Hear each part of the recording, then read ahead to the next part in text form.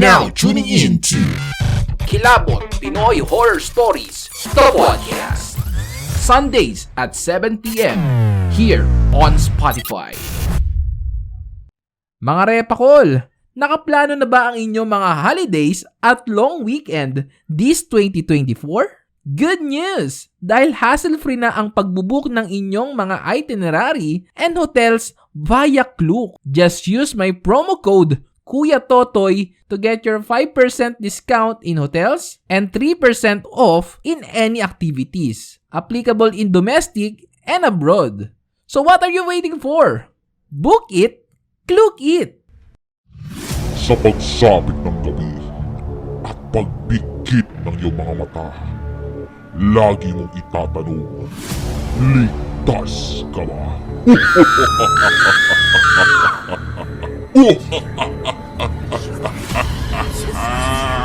Kilabot, the Pinoy Horror Stories.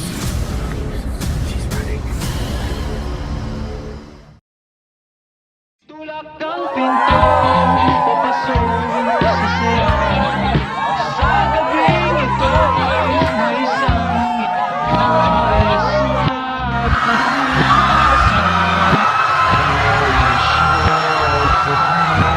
na Ozone Disco. Ang huling sayaw. Sinugin natin ang ating inapaan.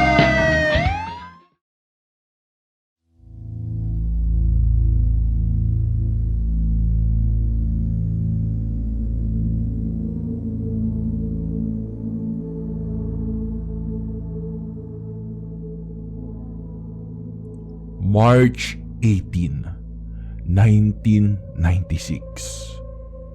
Ozone Disco Fire Tragedy, ang isa sa pinakanakakagimbal na nangyari sa buong bansa maging sa buong mundo.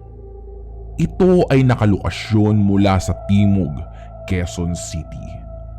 Isa din sa dinadayo ng karamihan sa mga estudyante sa iba't ibang universidad sa lungsod. Tawagin mo na lang akong Cindy. Isa ako sa mga author at film producer ng mga horror films at indie film sa aming universidad. Isa sa mga pinaplano kong gawa ng proyekto ay ang Ozone Disco Tragedy. Hindi ako nagpapaniwala sa mga multo o kung anumang klaseng mga elemento. Kung ito man ay totoo at kung makakakita ako sa aking dalawang mata, magbabago siguro ang pananaw ko. Ako at kasama ang aking mga kabatch ay nagtungo sa QC kung saan nakalokasyon ang Ozone Disco noon. Alas 6 na ng gabi kami nang nakarating mula Laguna dahil nagkita-kita pa kami ng mga kasama ko at pagdating namin ay mararamdaman mo ang matinding kilabot at nakakapanindig balahibo sa lugar na ito kung saan makikita mo na lang halos ang mga parte at iilang bahagi ng establishmento na natupok noon ng apoy. Mayroon kaming napansin na isang lalaki na tingin ko ay nasa hindi katandaan o teenager pa lamang at nasa tapat ito ng nakasarang pintuan ng Ozone. Tila tahimik lang at pinagmamasdan ang paligid sa nasabing lugar. Nilapitan ko siya at kinausap, saka tinanong kung siya ba ang nagbabantay. Nagpakilala siya sa amin at ang kanyang pangalan ay Efren. Matagal na daw siyang nananalagi sa mismong lugar at madalas daw siyang nakakaramdam ng kakaiba sa nasabing establishmento. Tuwing madaling araw, alas 3, may naririnig na tugtugan o nagsasayawan sa loob ng Ozone Disco. Pero walang halos katao-tao sa lugar at bigla-biglang may naghihiyawan at walang tigil sa pag-iyak at pagsigaw ang maririnig. Ang masayang hiyawan ay napalitan ng sunod-sunod na iyakan na tila ba humihingi ng tulong dahil nararamdaman na nila ang kanilang katapusan. Ikinwento niya pa sa akin na kada gabi ay may mga gumagalang kaluluwa sa lugar at sumasama kahit saan upang humingi ng hustisya at matanggap ang kanilang pagkamatay. Kahit sa hapon ay may nagpaparamdam din sa lugar na ito. Sumusunod sa mga taong napapadaan o nagpupunta dito upang magparamdam at humingi ng tulong upang matahimik na sila. Naputo lang aming usapan nang biglang lumapit sa akin ang isa sa mga kasama ko. Napansin daw niya na parang wala akong kausap. Sambit ko ay mayroon akong kasamang lalaki at kausap kani-kanina lang. Pero paglingon ko kung saan siya nakatayo sa gilid ko, ay naglaho siya na parang bula. Medyo nakaramdam ako ng hindi maganda at tumayo ang aking mga balahibo. Ngayon ko lang napansin na yung postura niya ay hindi rin katugma sa pormahan natin ngayon. Makaluma. Parang pormahan noong 90s. Itutuloy sana namin ang dokumentary pero natakot na ako at dali-dali na akong umuwi habang papalayo kami sa Ozone Disco at hahanap na ng aming masasakyan. Nahagilap ng mata ko muli si Efren na nakatingin sa akin. Sunog na ang kanyang balat at ang kanyang kasuotan. Kumakaway siya sa akin. Pumikit na lang ako at nagdasal sa kanyang kaluluwa. Hanggang ngayon ay dala-dala ko pa rin ang takot at lungkot sa mga naging biktima ng Ozone Disco fire tragedy.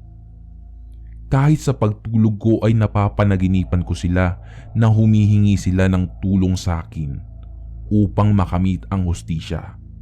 At nakakaramdam ako na parang nasa tabi ko lang sila. Kilabot Pinoy Horror Stories. Nangyari ang sunog na yon when I was in high school. At isa sa mga classmate ko ang nakasama sa nakakalunos na trahedyang iyon. Alam na naman ninyo siguro ang kwento tungkol sa Ozone Disco fire tragedy. Ayon sa kwento ng aking mga kaklase na nakaligtas sa sunog na iyon, sa bandang harapan daw nagsimula ang usok sa may bandang sound system. Noong araw na yun ay punong-puno ng tao ang lugar. Marami ang nagsasaya at marami ang sumasayaw at umiindak sa iba't ibang klase ng kantang pang-party. Hindi pa uso sa kanila yung magbibigay ka ng ID para masiguro na 18 above ka na. Kaya naman madaming nakakalusot kahit pa high school pa lang. Noong mapansin nila na mayroong umuusok sa may bandang unahan, ang inakala nila ay parte lang ito ng pakulo ng nasabing disco. Pero maya-maya lamang ay napansin nila na parang kumakapal na ang usok at nag-iiba na ang amoy. Parang may nasusunog na. Nagkagulo daw ang lahat ng tao na naroroon at dahil nga puno ang disco noong mga panahon na yun, nagsimula na silang magsiksikan, nagkaapakan at nagkadapaan pa ang iba. Dahil sa mabilis na pag-usok, karamihan sa kanila ay hinimatay sa usok at kasabay na din noon ang mabilis na pagkalat ng apoy.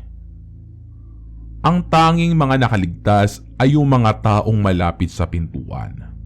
Pero may iba din namang may sugat na din dulot ng tulakan at yung iba naman ay naabot na ng apoy. May 2nd degree, may 3rd degree burn, pero ang mas masaklap ay yung mga na-suffocate. Lahat ng kabataan noong panahon na iyon ay natahimik sa nabalitaan namin. Pagpasok namin ng school, nalaman namin na nakasama sa mga namatay yung isa sa mga kaklase naming babae. At nalaman pa naming hindi alam ng magulang niya na nagpunta siya doon, basta lamang ay sumama siya sa barkada. Minsan, isinama ko ang father ko sa lugar na yun kung saan siya nag-gym. Nasa tapat lang yun mismo ng Ozone Disco. Kung mapapansin ninyo ang lugar, nakakalunos talaga na makita yung itsura ng disco na yun. Nangingitim yung mga pader dulot ng sunog.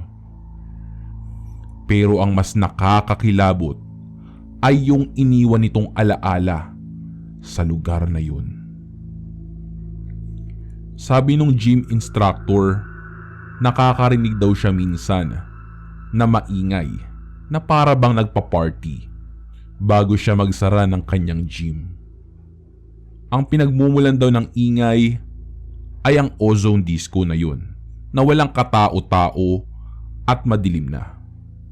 Umuusal na lang daw siya ng panalangin para sa mga kaluluwang nagpaparamdam doon. Ang nangyaring trahedya sa Ozone Disco ay naging leksyon sa aming mga kabataan noon. Dapat ay matutong sumunod sa mga magulang, kung hindi man payagan ay wag nang pumilit o magtangkang tumakas. Madaming nasayang na buhay. Nakakalungkot lang isipin na ang mga naging biktima sa kalunos-lunos na pangyayaring iyon ay mga kabataang mayroong mataas na pangarap sa buhay. Kilabot Pinoy Horror Stories. Ako si Aileen, isang service crew dito sa isang fast food chain sa Timog Avenue. Ang kinatatayuan ng restaurant ng pinagtatrabahuhan ko ay ang dating kinalalagyan ng Ozone Disco. 24 hours bukas ang restaurant, kaya pabago-bago din ang schedule ko. March 18, 2017. Sabado noon, kaya medyo madaming customers ang labas-pasok sa restaurant. Mid-shift ako nung araw na yun. 2 p.m.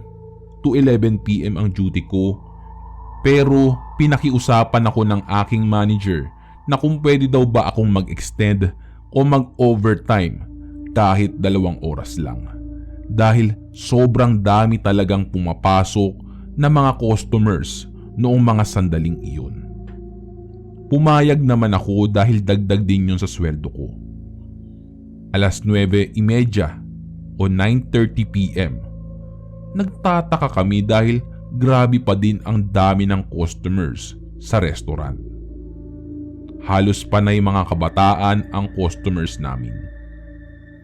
Sa dining area ako naka-assign, kaya halos hindi ako magkanda-ugaga sa pag-aatima ng mga customers. May lumapit sa akin na babae, mga edad 21 or 20 years old ang edad. At sinabi sa akin kung pwede daw ba namin lakasan ng onte ang tugtog ng music sa loob ng restaurant kasi mga pang party-party ang pinapatugtog namin noong mga panahon na iyon. 11:15 p.m. Mas dumami ang customers namin sa restaurant at panay mga kabataan pa din ang mga pumapasok sa restaurant. Pormadong-pormado ang mga ito na akala mo ay pupunta sa gimmick o sa party. Habang punong-puno ang loob ng restaurant ng customers, ay abala din ang mga kasama ko sa kitchen at sa counter. Sa hindi maipaliwanag na dahilan, ay bigla na lamang akong napatingin sa aming wall clock na nakasabit sa dining area. Napansin kong 11:35 PM na at maya-maya lamang biglang namatay ang buong ilaw sa loob ng restaurant at bigla na lang tumahimik. Wala pang 2 minuto ay bumalik na ang ilaw sa buong restaurant at lahat kami ay nagtaka kasi wala na yung mga customers kanina. May 2 matandang mag-asawa na nakaupo malapit sa pinto at tinawag ako ng babae. Miss! Miss! Miss, excuse me! Tawag nito sa akin. Yes po ma'am, ano po yun? Tanong ko sa kanya. Kanina pa kasi kami dito, halos mag-iisang oras na. Pero yung orders namin wala pa. Ano bang nangyayari? Mahinahong sabi nito sa akin. Naku ma'am, pasensya na po talaga ha. Sobrang dami lang po talaga ng customers. Hindi na nga po kami magkanda-ugaga sa sobrang dami eh. At sa sobrang dami ng orders eh. Pasensya na po talaga. Humingi ako ng paumanhin sa mag-asawa, ngunit nagulat na lamang ako sa naging mga reaksyon ng mukha nila. Reaksyon na nagtataka at makikita mo sa kanilang mga mukha. Miss, sigurado ka ba?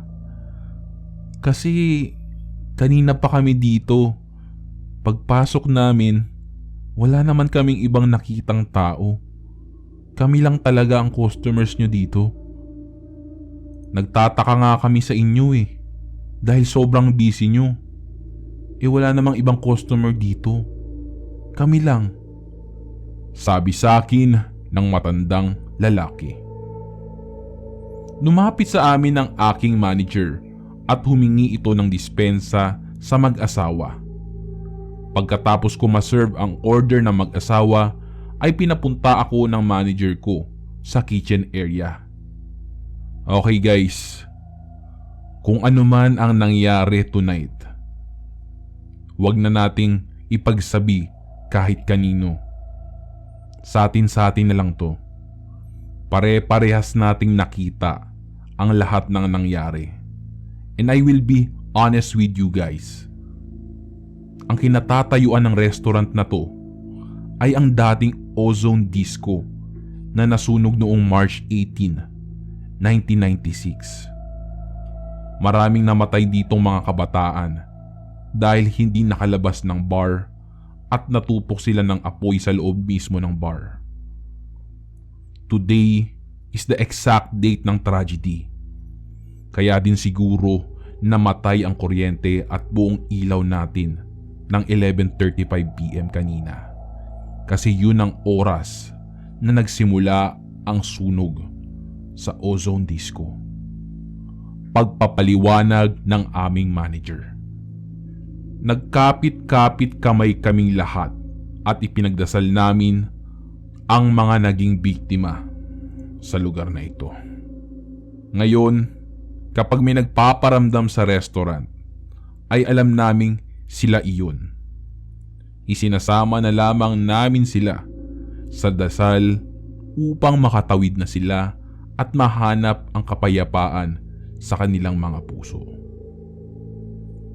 Lumipas man ang napakahabang panahon, mananatili sa puso at isipan natin ang trahedya sa Ozone Disco.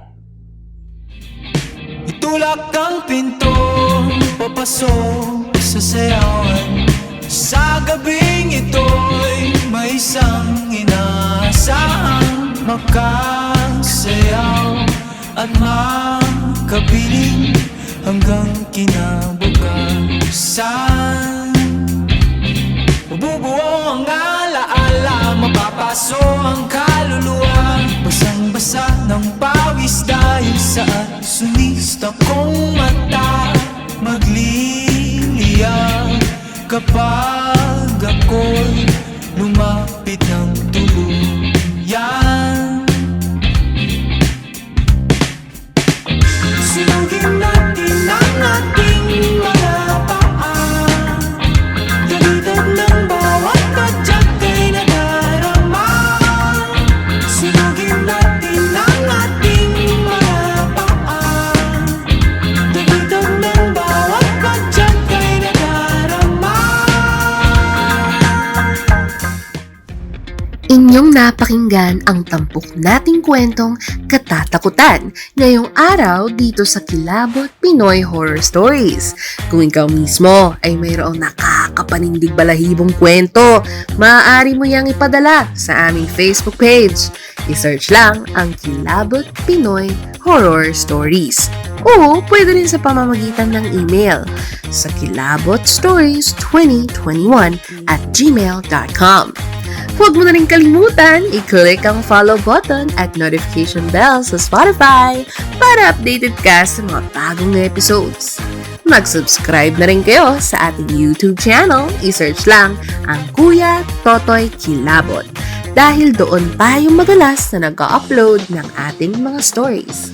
Hanggang sa susunod na kwentuhan, mga repakol! Paalam!